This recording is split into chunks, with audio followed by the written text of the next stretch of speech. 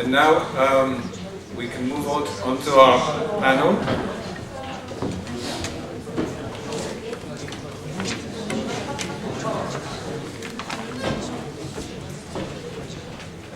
Our panel will be moderated by Michael Tempel, who will introduce the other members. Michael's been a core player in the Constructionism logo community for many decades now. He started out from the New York Academy of Sciences, was a member of the Logo Computer Systems, worked at the Media Lab, and is now head of the Logo Foundation. So, Michael, over to you.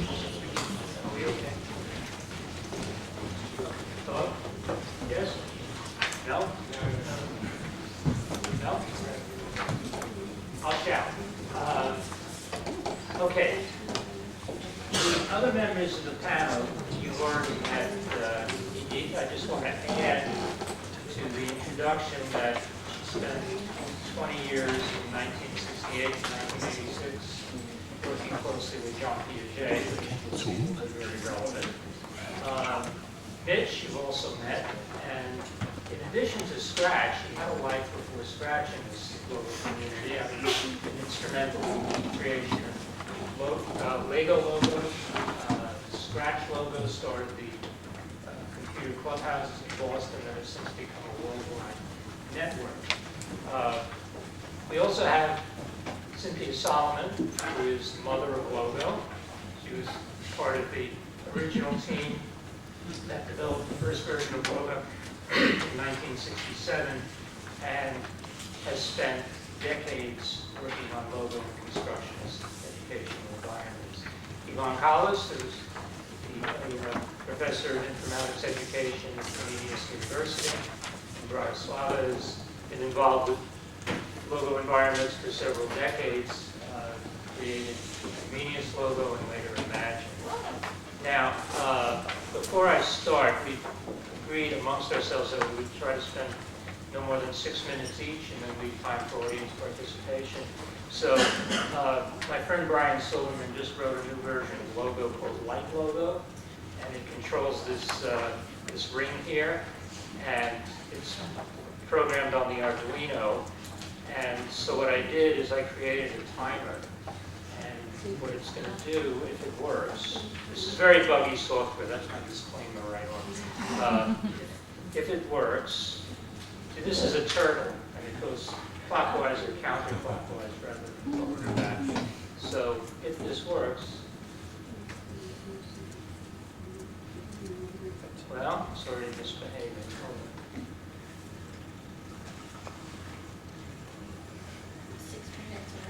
Yeah, we're already done. Okay, the idea is it starts out green, and after 5 minutes it goes to yellow as a warning, and then it goes to red. So we'll leave this here as a reminder, and starting again. Okay, now, Déjà Vu. So in the early 1980s, computers started going into schools, and a lot of them were running Logo.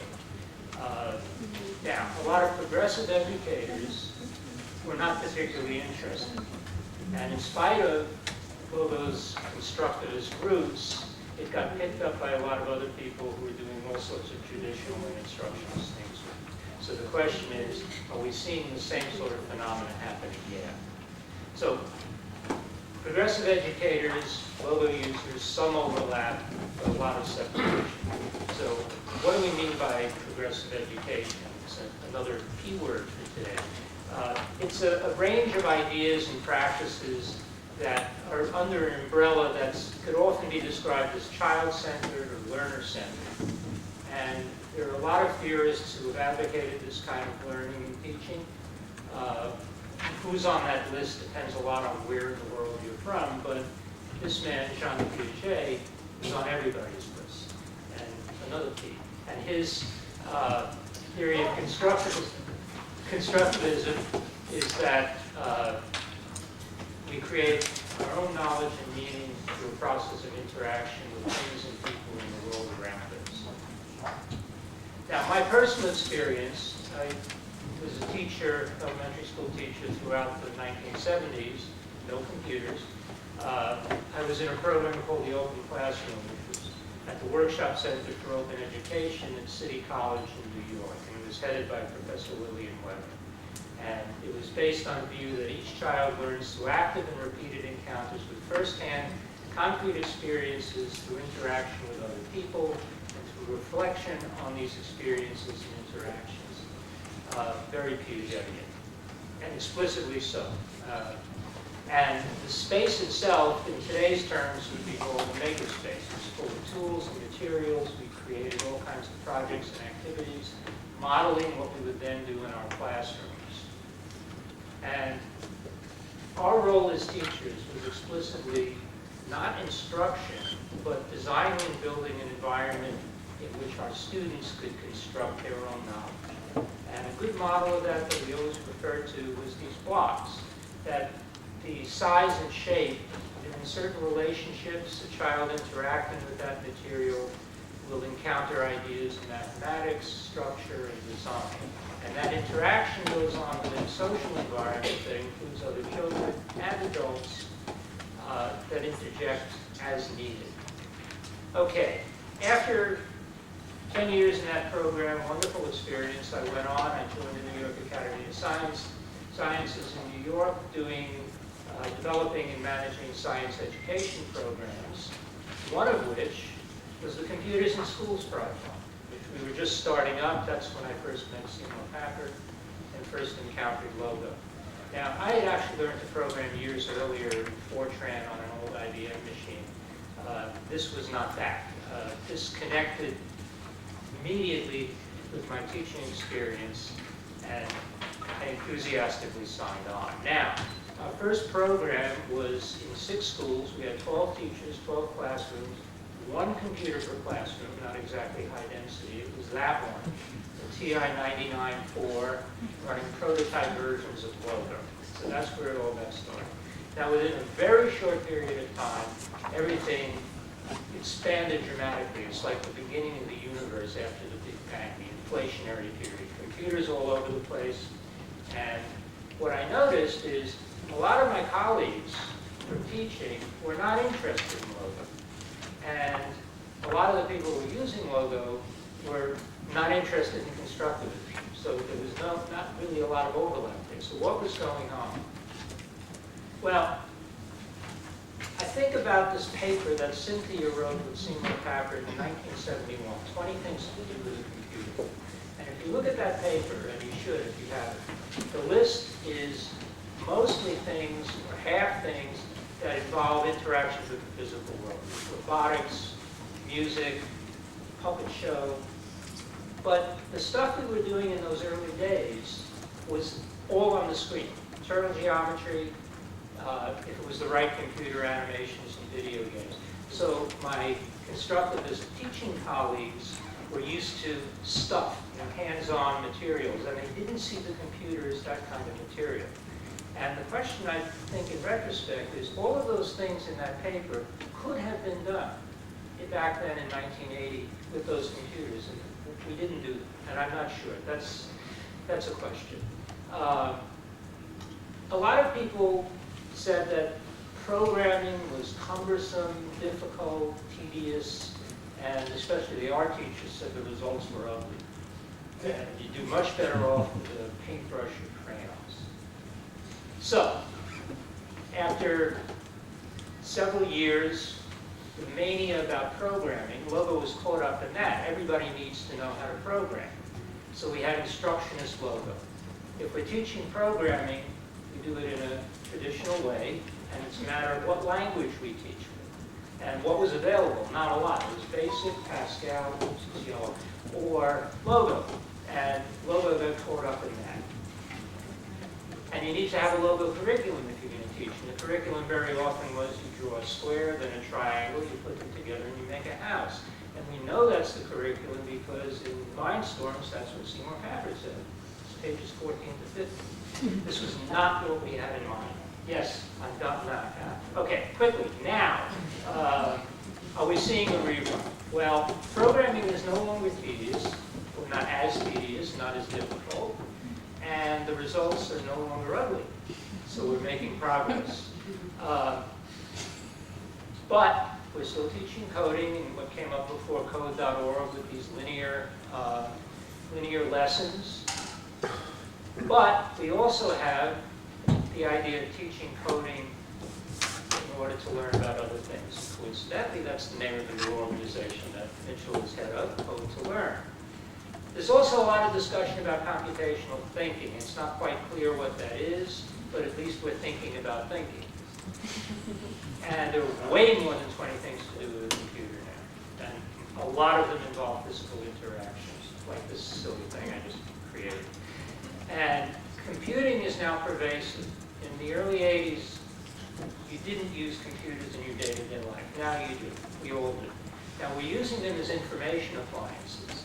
But still, that means that there's a context. You have apps on your phone, but you can also go to a workshop and learn how to create apps for your phone by yourself. The social environment for computing, as we saw when Mitch was presenting earlier, is now merged with the programming environment. So the support for a constructionist way of doing things is built in with the software. It used to be that the teacher controlled the environment in which computing was taught. It's no longer the case. If the teacher is teaching Scratch, you give kids access to Scratch, you've also given them access to a million other people, resources, and so on. So it's a totally different environment. Now, in Mindstorms, the last chapter, Seymour Papert talks about this vision of a learning society, and it's not school. It's samba schools, which are not schools, in Brazil, in which people prepare their pageants for carnival. And that's a model that he holds up for a positive learning society. And the question remains, again, still today, will future learning societies be school or not school? We've seen Mitch's talk where he didn't mention school, I think, even once. And Aaron was talking a lot about school. So where is this going to sort out? And if it's not school, then what is it? Sorry I went over. Okay, so now I'd like, Edith, would you like to start?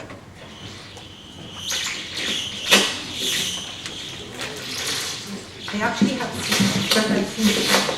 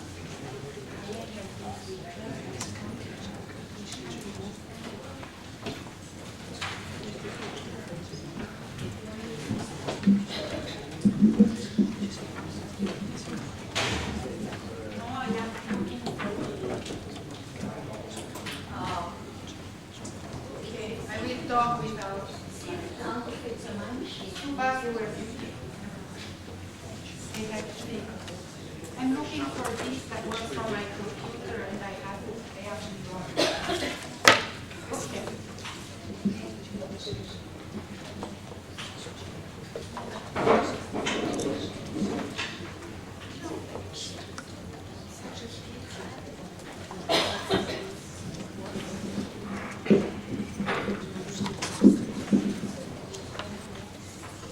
No, it doesn't work. It's not the same. Doesn't anybody have one of these connectors?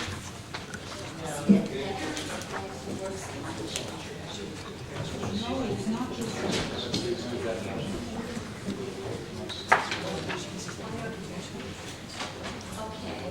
Why don't you talk first?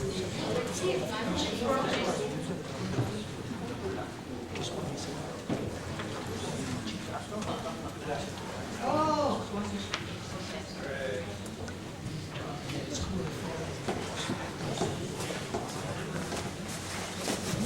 I'm counting already.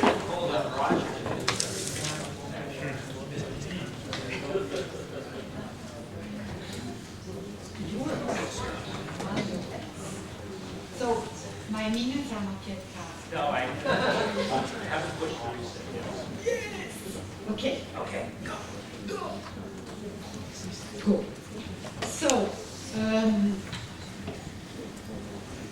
I'm going to read because it's going to be faster. So, like computation itself, programming becomes what you want it to be.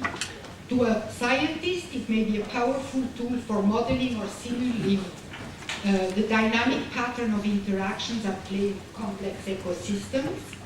To a game designer, it is a means to create a 3D interactive environment or animations. And to a developmental psychologist, of who I am, one intriguing seduction of programming lay in its ability to explore specific phenomena, like in the case of what Brian was just talking about, how people understand such phenomena like recursion. It can be around other phenomena, like in my case, the issues of how children understand issues of control and communication in humans and machines. This was the program on children and cybernetics, and there is no better way of exploring this than to have children program elements in its environment to do things in different ways. Programming has also changed, and its look and as well in its look and feel as in nuts and bolts, with the developments in computing itself, object-oriented programming, parallel distributed computing, etc. As well as the uses of informal programming, like ambient computing, and its growing popularity among non-computer specialists, like programming to eat craft. Lastly, hosts of new materials, displays, and projection capabilities are available for adults and youngsters, and this in turn raises the question, what is programming in the first place? Is it about writing code? Is it a way of thinking? Is it an answer to a quest? And it's not simple. So what I choose as a definition here, it's not even a definition, is it allows us to make things, not just to make things, but to make things do things, to make things sense things, and to make things talk back at you.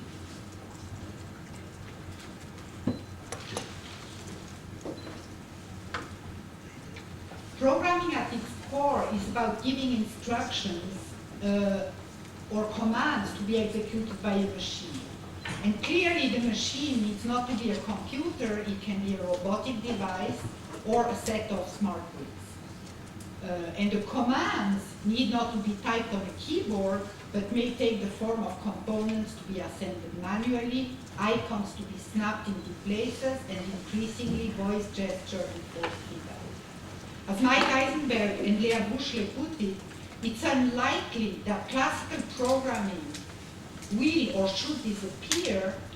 It will ultimately, though, be one among a larger landscape of programming styles, physical, tactile, sensually rich, aesthetically demanding. And as programming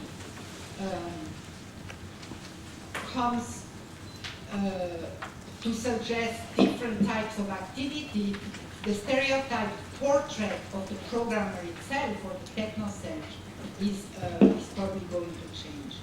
So what I will focus on in the half-minute left is programming as the art and science of setting the conditions for things to be able to interact with one another in different ways.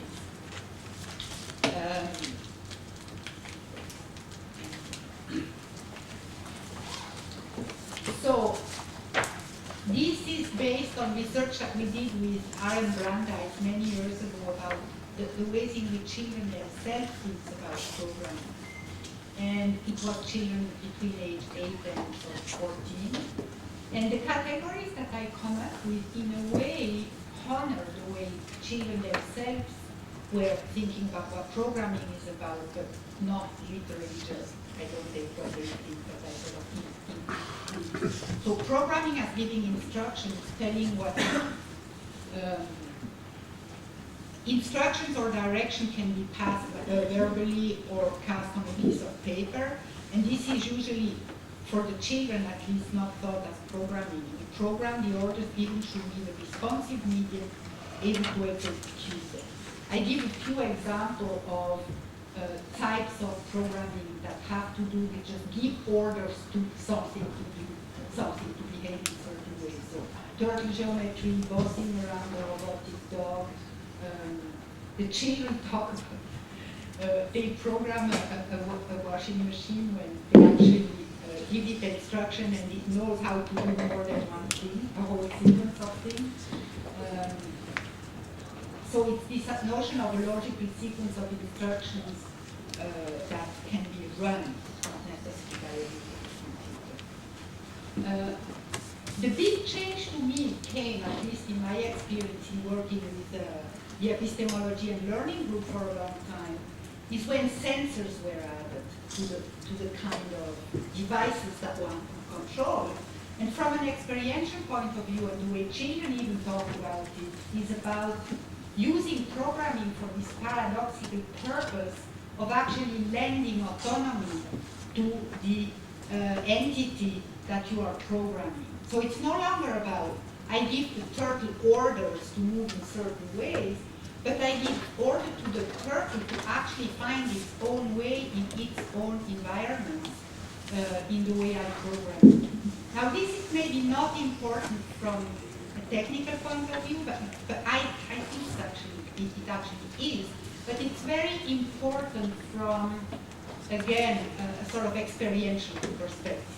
And the reason why it's important is not just because of the anecdote I was mentioning before, because it matters who is the agent and who is doing what for whom.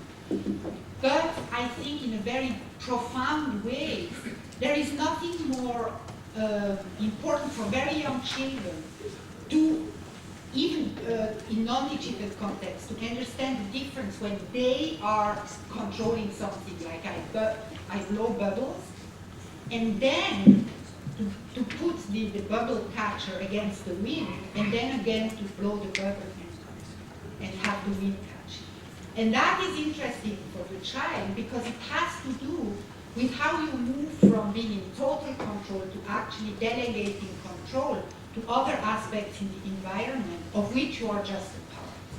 And that is important with the addition of sensors because you can actually engage in these kinds of games with the children. Oh, I am ahead of or behind myself. The third one is more problematic, and I don't quite know how to call it, but I call it tweak, morph, and modulate. It's about taking something that already has a behavior and using programming in a loose sense just to modulate its behavior. To modulate. It's the only word I could find. So we are used to thinking about this with analogic devices. Like you imagine a stream of music, streams of music, and you influence these streams by changing some of the parameters. if you actually control something that, if you program something to respond to other properties in the environment than your own action on it, what's different here is that it already had a logic of its own to start with. It had an integrity, and the only thing you do is actually trying to push it in one direction or another.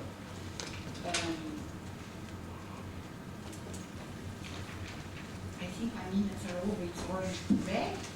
It's red. So I just want to bring in sort of the perspective of people like Mike Eisenberg and Lea Buschle, maybe just because they are not here.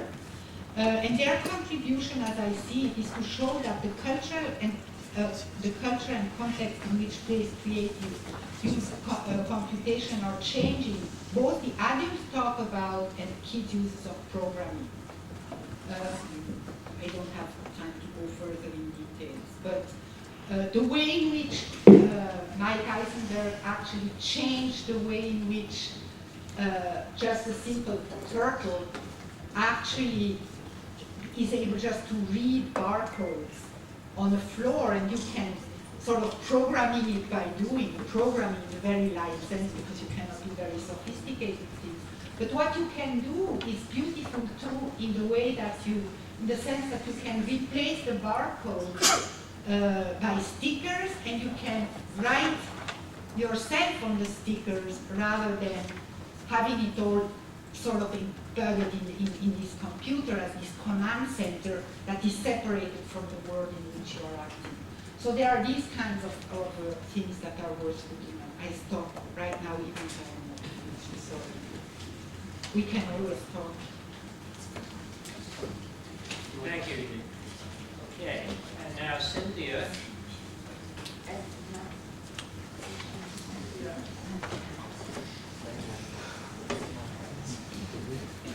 This is a highly constructive panel. We're making this up as we go.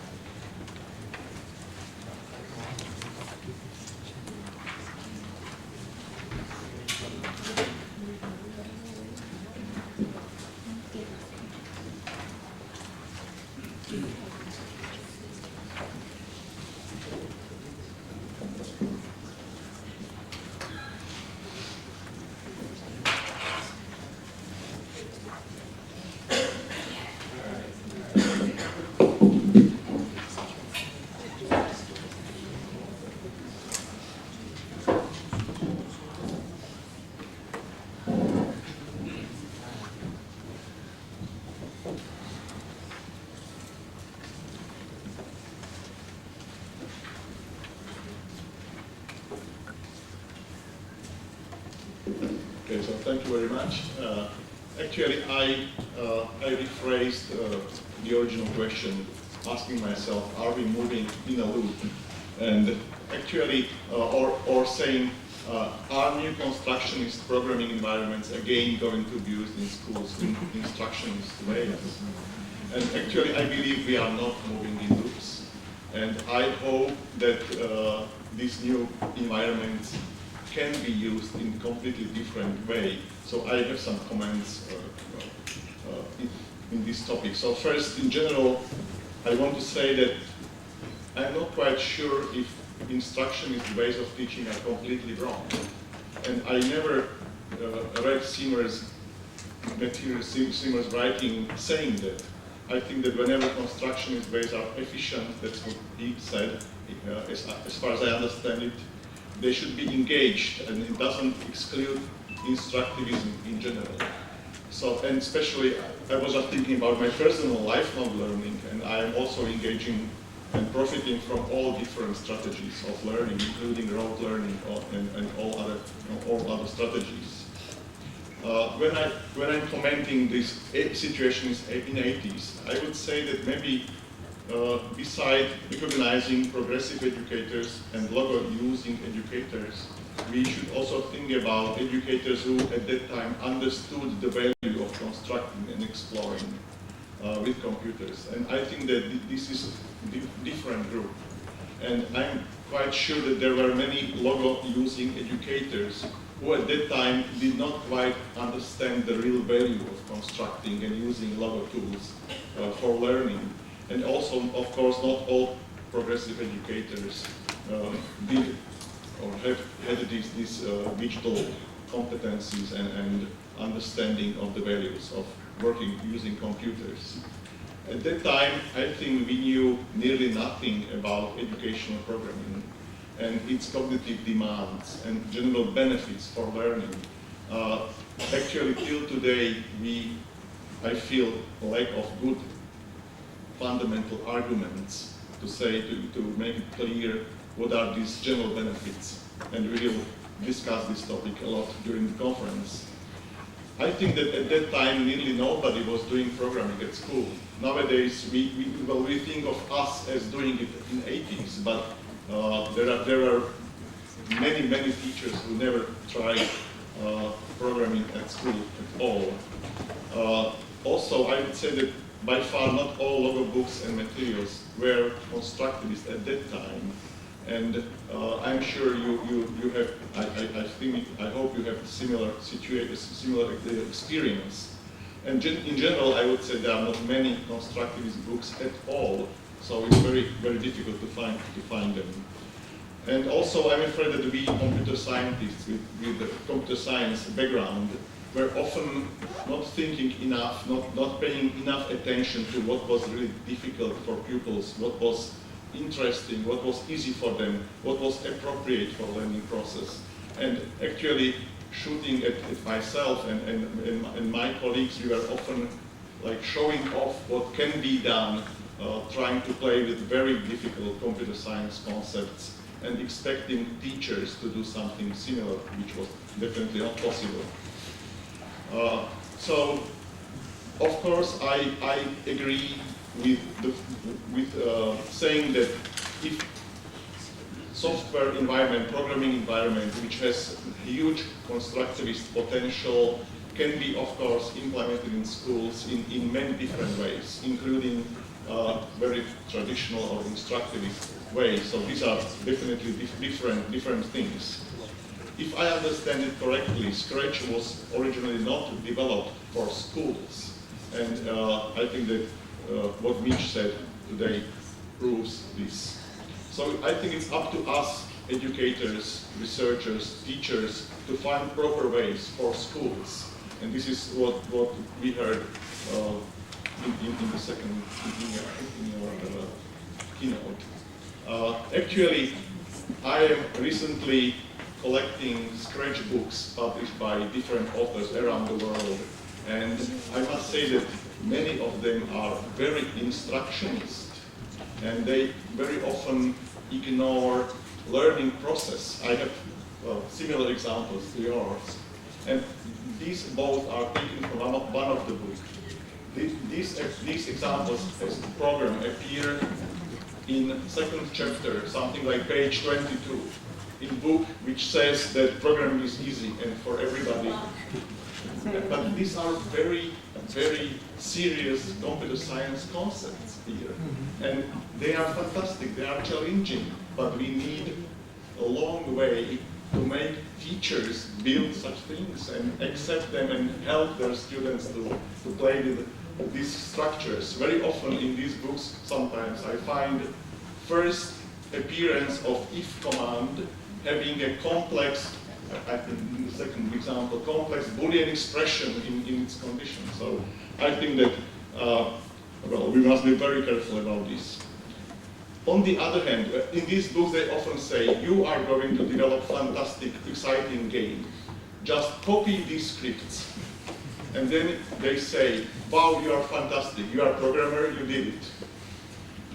On the other hand, I'm not 100% sure it's wrong, because Actually, when I was a boy, I learned a lot by doing this, copying things from books which were not written for me, and I was just exploring. So I'm not saying that these books are wrong and this approach is wrong, but it's definitely not for everybody, not for teachers and not for every student.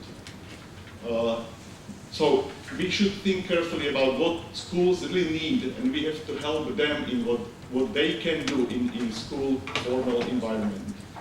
Actually, this is what we are now trying to develop in our new project, which will start next week or in 2 weeks at the London Knowledge Lab. I don't have much time to say more about it, but I hope that Celia and Richard will say more in their keynote later. We are going to try to find proper balance between our dreams and our constructivist backgrounds and school possibilities, school reality.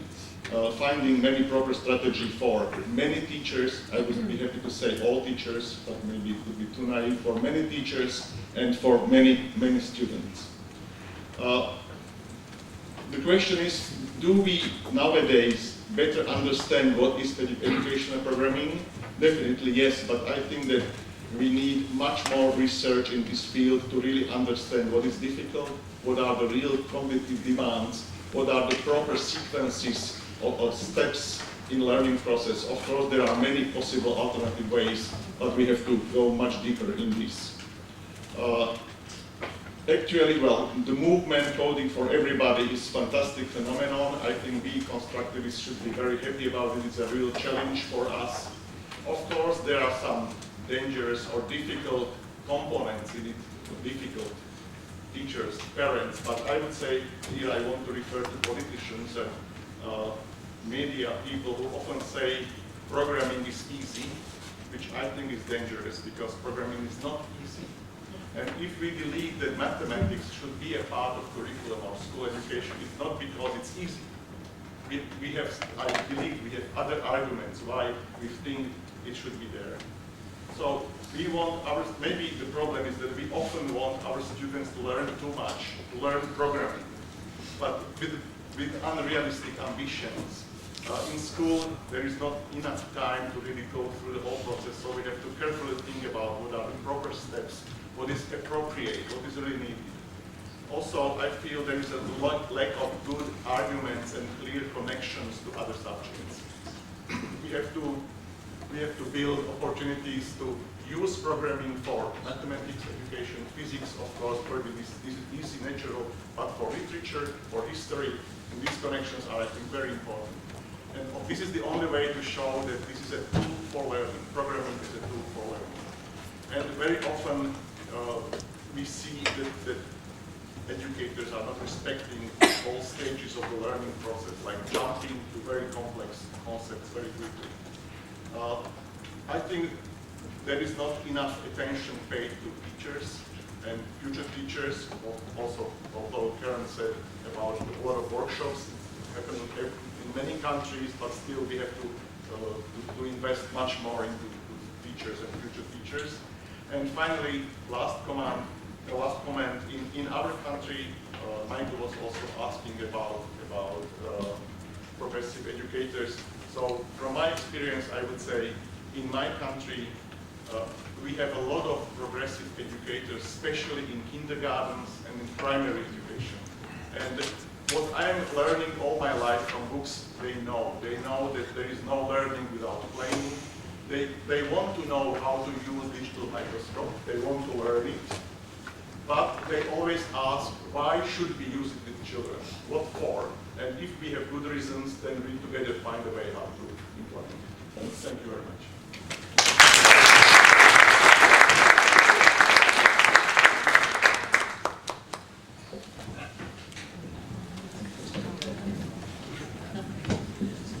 Okay, now Cynthia.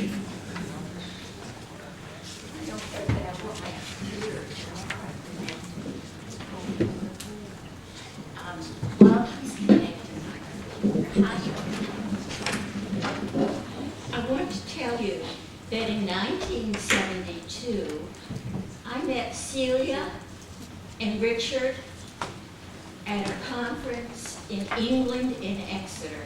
And in 1972, we had a floor turtle with touch sensors. So I just wanted to know, we have had sensors, and one of the difficulties with sensors until relatively recently was mechanical, getting the things to work. But at this conference, there was a young man, 12 years old, named Jonathan Pledge. And if you read Hal Abelson and Annie DeSessa's Turtle Geometry book, you can look up the Pledge algorithm. And that was how to negotiate the turtle with touch sensors around the room. And so now I'm on. Oh, get me off. That's my nephew. And the other person is me.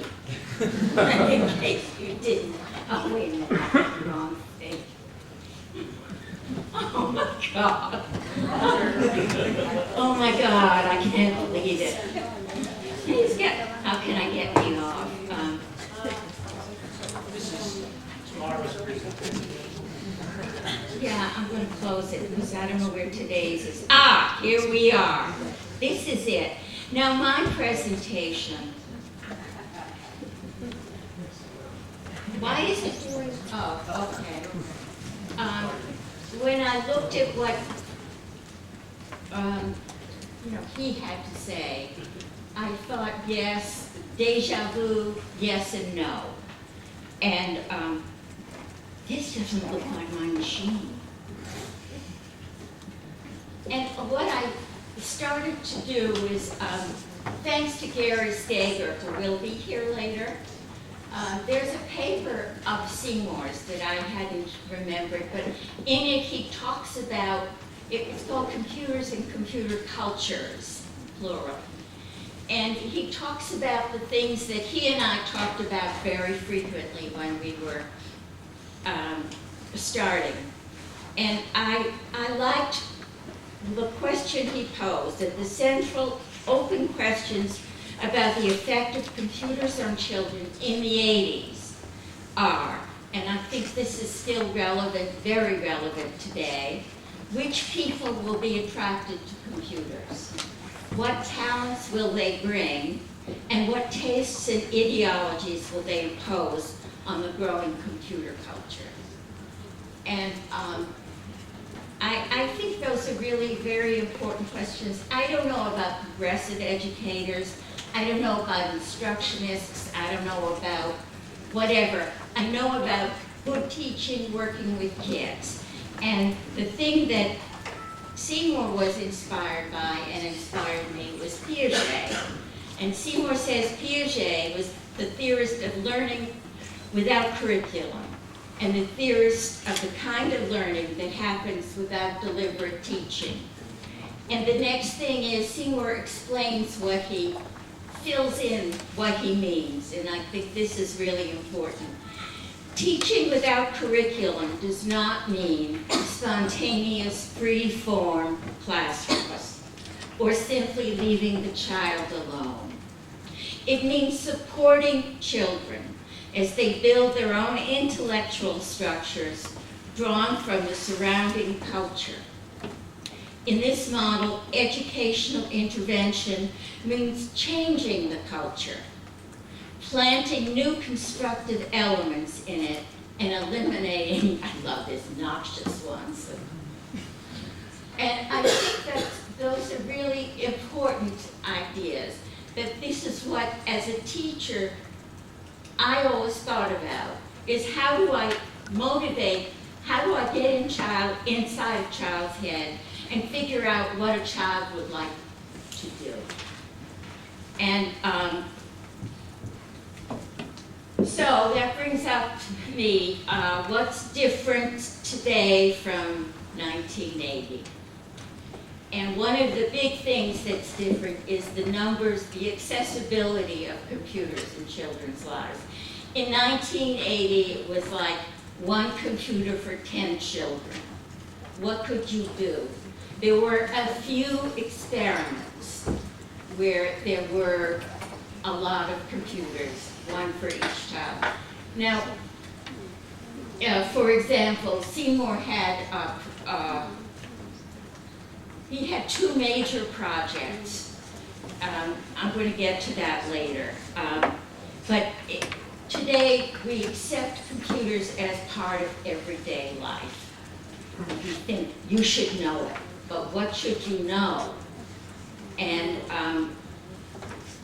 the teachers also, most teachers, unless they're, see, this is ageism, and I'm very sensitive to it because I keep running into it.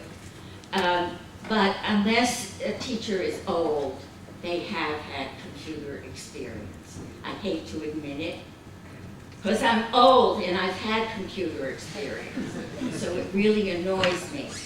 But the worst thing that's different today than it was in the 80s is we have, in the United States anyway, a thing called ISTE, which stands for I forget what.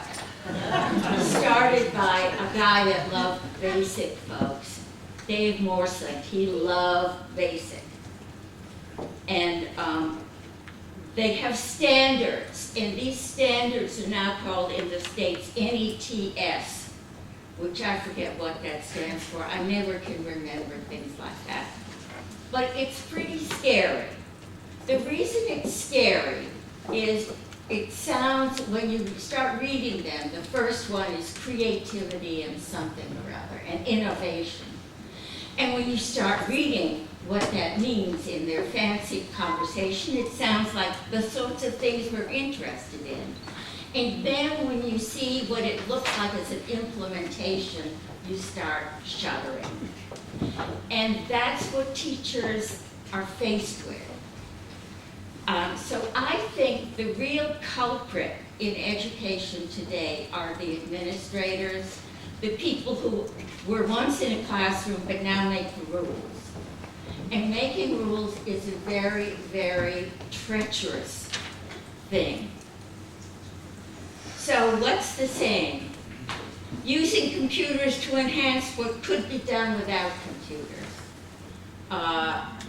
Word processing, spreadsheets. I mean, we could do that without a computer. It's better. Making presentations like this, I could do this without a computer. You know, I can use transparencies and fix all that stuff up. Not using computers to enhance thinking about thinking. Our image, when I worked with Seymour and when I work alone, is children are teaching the computer how to do something. That's the important thing. They become the teachers and they run into bugs. And debugging is the most important activity they can pursue. And what I really regret, and I used to ask Seymour to do this, and he chose a different path, is that there isn't any Reggio Emilia or Montessori place for using computers with children. There's no long-term, long-range, real culture and enculturation environment, whatever you want to call it, where everybody's involved. And that goes on not for 3 years, like Seymour's projects is. He had something called the Brookline Project, or the Hennigan School Project, which affected, and after it was over, it disappeared. It made nice papers.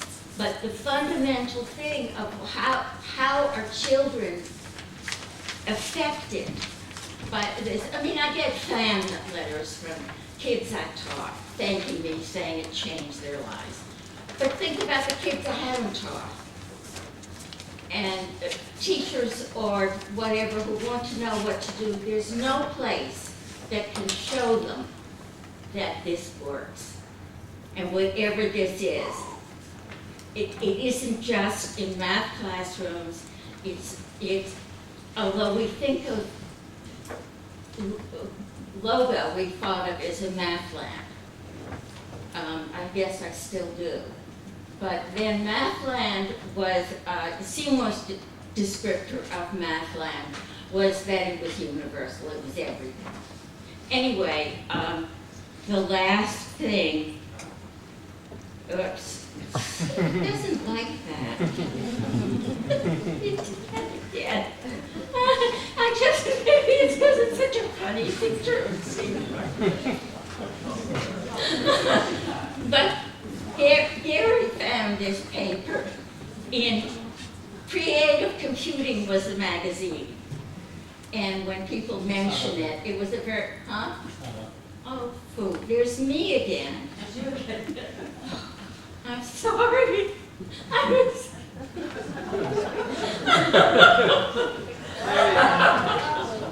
Well, anyway, this was from Creative Computing, March of 1981, which was perfect. It got republished in 2000 in some other book, but it was written in 1980, so it's very appropriate for projecting onto today. So that's all. See, I told you I'm short.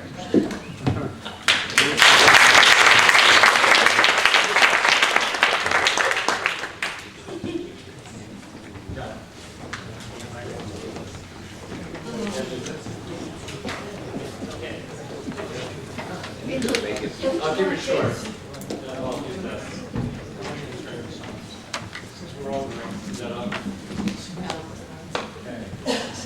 So I'll talk without slides and just talk for a few minutes.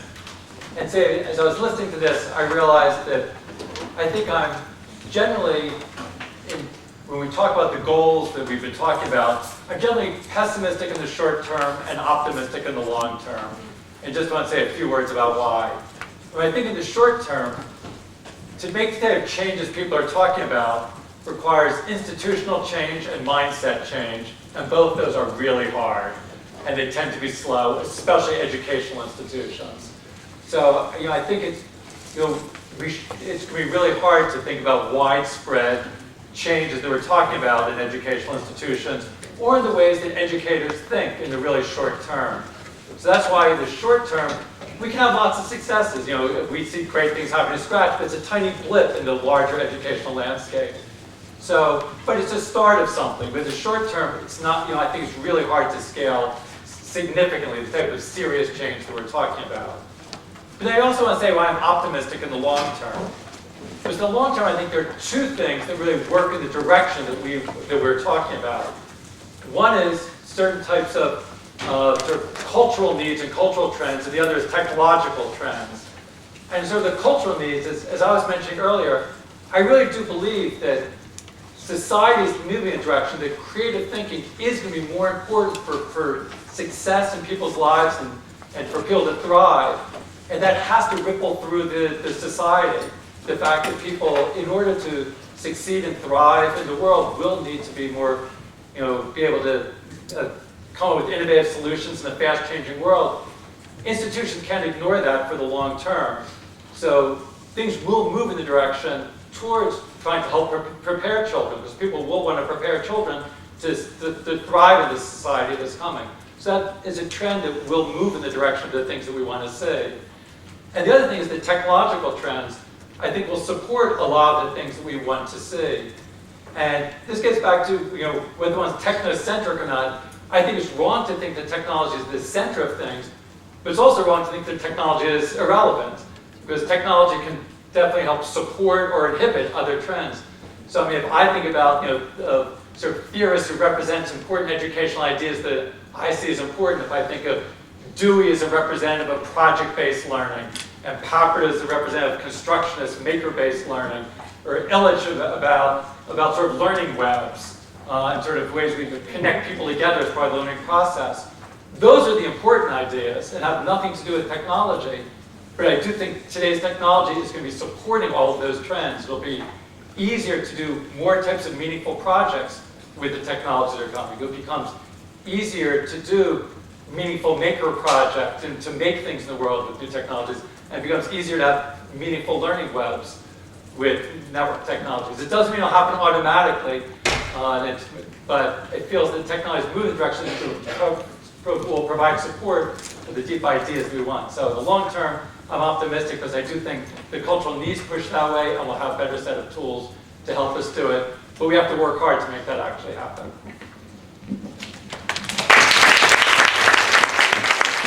Okay, thank you. Even though we've run over time, there's no session following this, so we're not stepping on anybody else. So we'll have a few minutes for audience questions and comments.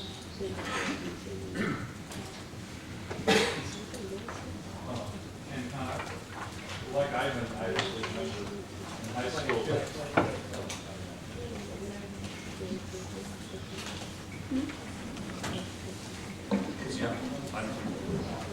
It's on. Okay. So, like Ivan, my first programming course in high school was, just key punch the examples from the textbook or something. But somehow, I learned. But the example I actually wanted to mention was when I've watched any kids with Lego, whenever they get a new box, at least the ones that I've always seen, they actually follow the instructions, the pictorial instructions, and build exactly that thing. And then the next time they make something that's either a variant or something creative. And after a few times, they're mixing different sets and being very creative. So maybe there is this role for the instructional side of things.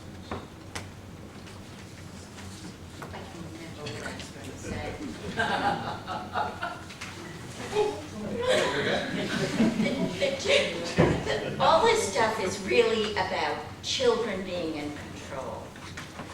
It doesn't matter whether a kid uses rote learning or copies a program, or the kid it isn't that the teacher told him that's how he's going to learn, or she is going to learn.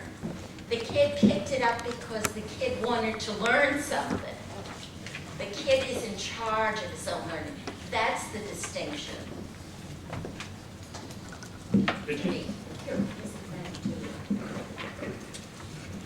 Okay, I'm going to risk being thrown out of this conference. How could it possibly be that we are not in favor of teachers telling kids stuff that they need to know? That is not instructionism. Instructionism is something else. It's relying on that as a medium for education. It's denying the child the right to construct his or her own mental processes and so on. But, it doesn't matter how much total geometry you learn and how much logo you program, you're not going to be able to solve a differential equation when you go to university because of that experience. So somehow, somebody has to show you that there's a problem and show you a way that the solution might be. And I think this is true generally of sophisticated knowledge. For most children on this planet, who don't live in homes where there are enough books and enough people with time and energy to help their children understand the way the world works. School is about the best place that we have for helping people to do that. And I think we really have to think about a dialectical relationship between instruction and construction. And let me finish with, I was looking for it on my computer and I can't find it. Seymour wrote a paper in 1972 called Teaching Children to be Mathematicians versus Teaching Them About Mathematics. And he says in that paper, I'm going to get this slightly wrong, but only slightly, he said, when mathematizing everyday situation becomes a fluent part of a child's life, then is a time to teach them a good straight course in geometry. And I think if you could replace mathematics and geometry by just about any subject that you can think of.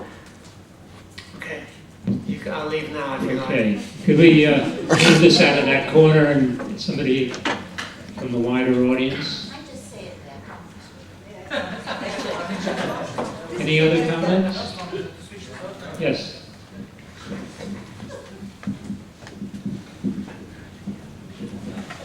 Just to compliment what you said, that this is not a false, this is a false dichotomy. What Wally Forsythe had illustrated well enough in his paper in Paris. he said that even someone so creative as Picasso had started with copying the great masters. Okay, we have a comment over here. Go ahead. Oh, yes.